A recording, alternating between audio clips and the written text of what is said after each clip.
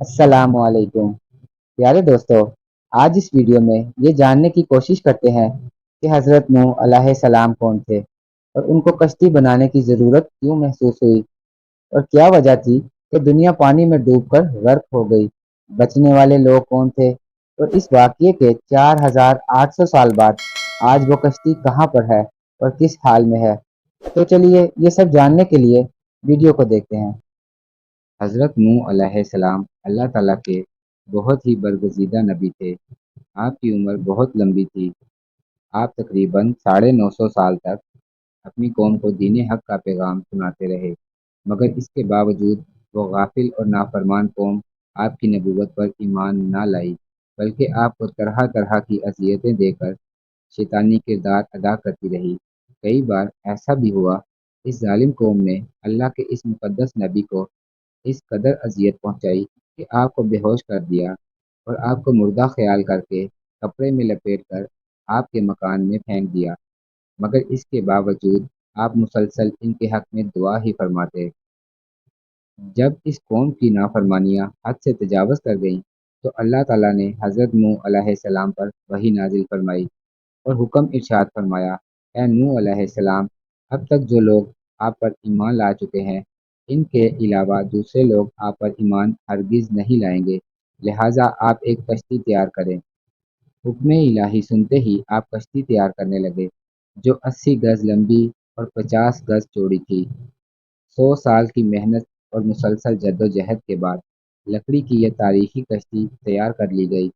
जब आप कश्ती बनाने में मसरूफ़ थे, तो आपकी नाफरमान कौम आपका मजाक उड़ाती। कोई कहता, ए नूह, तुम बढ़ई कब से बन गए हो। कोई ये कहता कि ए नूह, इस ज़मीन पर क्या तुम कश्ती चलाओगे जहाँ पर पानी का नामो निशान नहीं। क्या तुम्हारी अकल मारी गई है। नाउज़ बिल्ला। गर्ज तरह तरह से आपका मजाक उड़ाया जाता। आप इनके जवाब में सिर्फ यही फरमाते कि ए नाफरमानो, आज तुम मेरा मजाक उड़ा रहे हो। जब खुदा का अजाब तूफान की शक्ल में आएगा, तो फिर तुम्हें हकीकत का पता चलेगा। अल्लाह ताला ने वही के ज़रिए तूफान आने की ये निशानी बता दी थी कि आपके घर के तनूर से पानी उबलना शुरू हो जाएगा। चुनाचा पत्थर के इस तनूर से एक दिन सुबह सुबह पानी उबलना शुरू हो गया।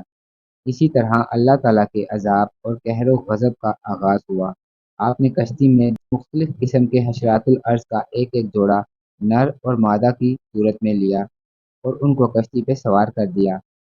आप और आपके 3 बेटे हाम, साम, याफिस और इन तीनों की बीवियाँ और आपकी मोमिना बीवी और 72 दीगर मोमिनीन मर्द व औरत, इस तरह कुल 80 इंसान कश्ती में सवार हो गए।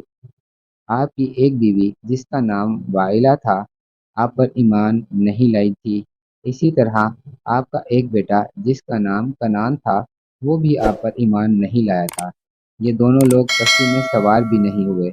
ज़मीन से पानी के चश्मे फूट पड़े और स्याह बादलों ने ज़मीन को घेर लिया और मुसलसल 40 रोज़ तक मूसलाधार बारिश बरसती रही।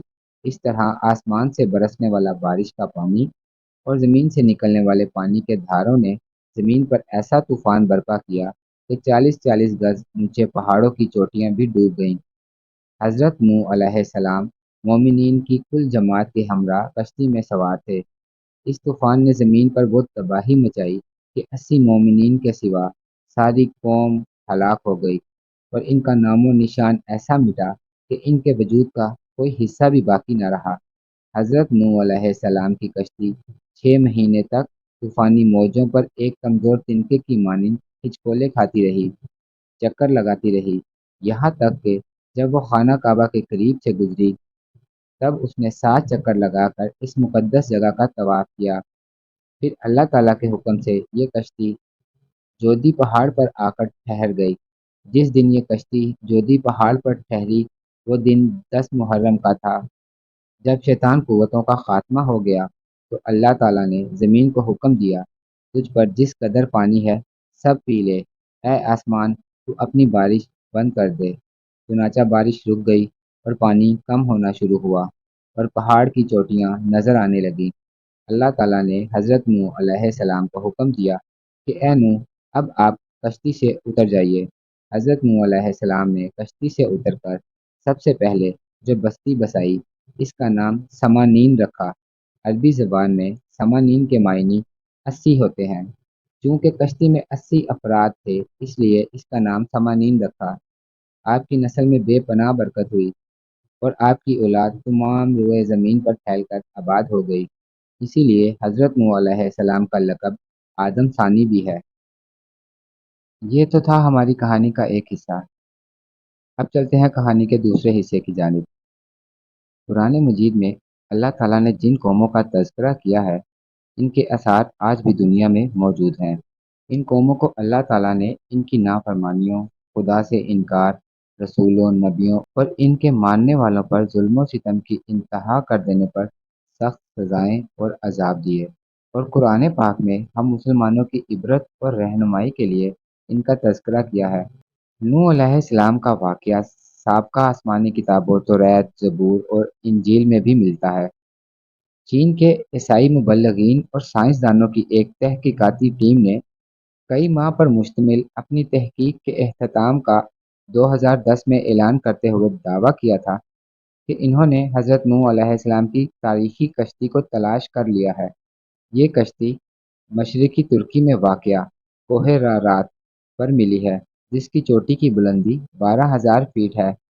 ماہرین کی ٹیم کا کہنا تھا کہ اس کشتی کی 3 منزلیں ہیں۔ یہ کشتی کئی میٹر برف کے نیچے دبی ہوئی ہے۔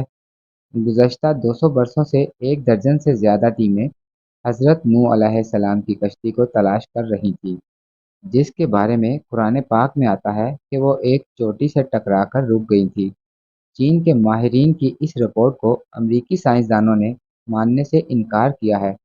ان کا کہنا ہے کہ کشتی کی لکڑی کے نمونے جو فارنزک جانچ کے لیے بھیجے گئے تھے اتنے پرانے نہیں ہیں کہ اس کے بارے میں وثوق سے کہا جا سکے کہ یہ حضرت نوح علیہ السلام کے دور کی کشتی ہے، جبکہ چینی ماہرین کی ٹیم کا دعویٰ ہے کہ وہ 99.9% یقین سے کہہ سکتے ہیں کہ یہ وہی کشتی ہے جو حضرت نوح علیہ السلام نے 4,800 سال قبل اللہ کے حکم سے بنائی تھی۔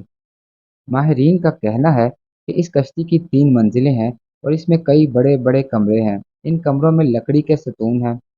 عرب اخبارات نے بھی اس ضمن میں سوال اٹھائے تھے کہ کیا واقعی یہ حضرت نوح علیہ السلام کی کشتی ہے؟ عرب اخبارات نے لکھا کہ چینی اور ترک عیسائی ماہرین نے اپنی تحقیق کے لیے قرآن کریم کی ان آیات کا بھی مطالعہ کیا تھا جس میں کشتی کے سفر کو بھی بیان کیا گیا ہے۔ ماہرین کا کہنا ہے کہ کشتی کے ٹھہرنے کے جس مقام کی نشاندہی کی گئی ہے وہ سائنسدانوں کو کوہ رارات کی طرف لے جاتی ہے۔ گزشتہ 20 برسوں میں کئی سائنسدانوں نے کوہ رارات کا دورہ کیا۔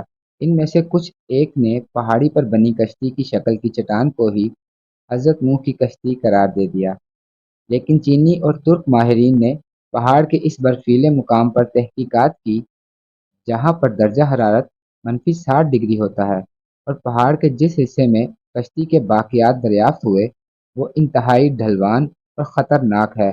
رپورٹ کے مطابق اس ٹیم نے 60 مختلف مقامات سے حضرت نوح علیہ السلام کی کشتی کا مشاہدہ کیا۔ یہ کشتی کئی جگہوں سے ٹوٹی ہوئی ہے، تاہم مکمل تباہ اس لیے نہیں ہوئی کہ یہ برف کی دبیز تہ میں دبی ہوئی تھی۔ کشتی ٹوٹی ہوئی ہونے کی وجہ سے ماہرین اس کے اندر داخل ہو پائے۔ چینی ماہر وینگ چن نے باضابطہ ایک پریس کانفرنس منعقد کر کے اپنی تحقیق سے آگاہ کیا تھا۔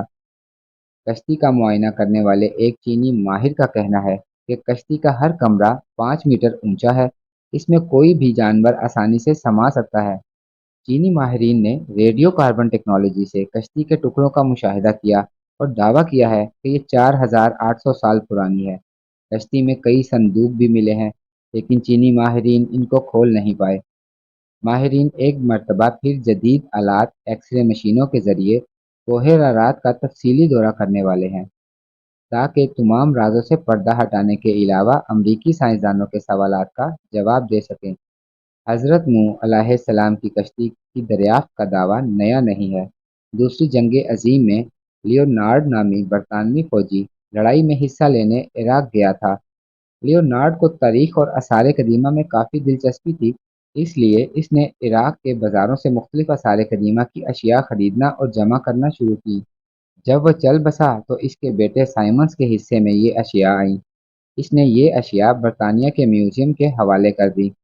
برٹش میوزیم سے وابستہ ماہر آثار قدیمہ رونگ فنکل نے ان اشیاء کا معائنہ کیا۔ اس میں ایک تختی بھی تھی جس پر قدیم اشوری زبان میں کچھ لکھا تھا۔ سخت مٹی سے بنی اس تختی پر لکھی عبارت کا جب انہوں نے ترجمہ کیا تو وہ حیران رہ گئے۔ تختی پر درج تھا، جب انسانوں کے گناہ بڑھ گئے تو خدا ان سے ناراض ہو گیا اور پھر اس نے گناہ گاروں کو پانی میں ڈبونے کا فیصلہ کیا۔ تب فرشتوں نے وادی دجلہ اور فرات میں آباد ایک نیک انسان، یہاں پر دوستو نیک انسان سے مراد حضرت نوح علیہ السلام کو لیا گیا، تک خدا کا یہ پیغام پہنچایا کہ وہ ایک کشتی تیار کریں اور اس میں نیک لوگوں کے علاوہ تمام جانداروں کا ایک ایک جوڑا بھی سوار کر لیں۔ اس تختی میں کشتی کو اتنا بڑا بتایا گیا ہے کہ وہ فٹ بال کے ایک اسٹیڈیم کے برابر تھی۔ ماہرین نے اندازہ لگایا ہے کہ یہ تختی 4000 برس پرانی ہے، یعنی حضرت عیسیٰ علیہ السلام سے 2000 سال پہلے کی ہے۔ اس طرح طوفان نوح کا ایک اور ٹھوس ثبوت دنیا کے ہاتھ بہت پہلے ہی لگ چکا ہے۔ عام طور پر مذہب، خصوصاً اسلام کے منکرین، ان واقعات کو افسانوی قصے قرار دیتے ہیں۔ یہ تمام ثبوت ان کی آنکھیں کھولنے کے لیے کافی ہیں۔ اس تختی پر یہ بھی لکھا ہے کہ نوح کی کشتی آج کل کی کشتیوں کی طرح لمبی نہیں تھی، بیضوی، انڈے نما تھی۔ اس زمانے میں دجلہ اور فرات میں اسی طرز کی کشتیاں چلتی تھیں۔ کشتی کے ٹھہرنے کے مقام کے بارے میں قرآن مجید میں سورہ ہود آیت نمبر 44 میں بتایا گیا ہے کہ وہ ایک بلند مقام پر جا کر رکی تھی۔ عراق اور شام کے قدیم باشندے بابل کے دور میں یہ سمجھتے تھے کہ کشتی کوہ کردہ پر ٹھہری تھی۔ یہ مشہور پہاڑ جزیرہ ابن عمر کے قریب واقع ہے۔ یہ مقام اب بھی ترکی کے حصے میں ہے، تاہم عراق کی سرحد اس سے متصل ہے۔ مسلم سائنسدانوں اور تاریخ دانوں نے کوہ کردہ کو ہی حضرت نوح علیہ السلام کی کشتی کے ٹھہراؤ کا مقام قرار دیا ہے۔ اسی لیے یہ پہاڑ مسلمانوں میں کوہ جودی کے نام سے مشہور ہو گیا ہے، تاہم عیسائی مبلغین کا کہنا ہے کہ کشتی کوہ ارارات پر جا کر رکی تھی۔ یہ پہاڑ آرمینیائی اور ترکی کی سرحد پر ہے۔ آرمینیا میں 301 میں ہی عیسائیت کو سرکاری مذہب قرار دیا گیا تھا۔ اسی لیے کہا جاتا ہے کہ اس ملک کی اہمیت بڑھانے کے لیے کوہ ارارت کو ہی نوح کی کشتی کا مقام قرار دیا گیا، اور اب سائنسدانوں اور ماہرین نے اس کشتی کو اسی مقام پر تلاش کرنے کا دعویٰ کیا ہے۔ کوہ جودی وادی دجلہ اور فرات کے قریب ہے، جبکہ کوہ ارارت اس وادی سے کئی سو میل دور ہے۔ اس لیے اس دعوے میں الجھن پائی جاتی ہے۔ حضرت نوح علیہ السلام کو آدم ثانی کے علاوہ شیخ الانبیاء کا بھی خطاب عطا ہوا ہے، کیونکہ وہ پہلے پیغمبر ہیں جو انسانیت کی طرف بھیجے گئے۔ قرآن پاک میں حضرت نوح علیہ السلام کا نام 73 مرتبہ آیا ہے۔ ان کی عمر 900 برس تھی۔ نبیوں میں آپ سب سے طویل العمر ہوئے ہیں۔ حضرت نوح موجودہ عراق میں آباد ایک قوم کے پاس نبی بنا کر بھیجے گئے تھے۔ حضرت نوح علیہ السلام نے خسران شہر بسایا اور ایک مسجد بنائی جس کا نام سمانین تھا۔ حضرت نوح علیہ السلام طوفان کے بعد صرف 60 برس زندہ رہے۔ ان کا مزار آج بھی لبنان میں موجود ہے۔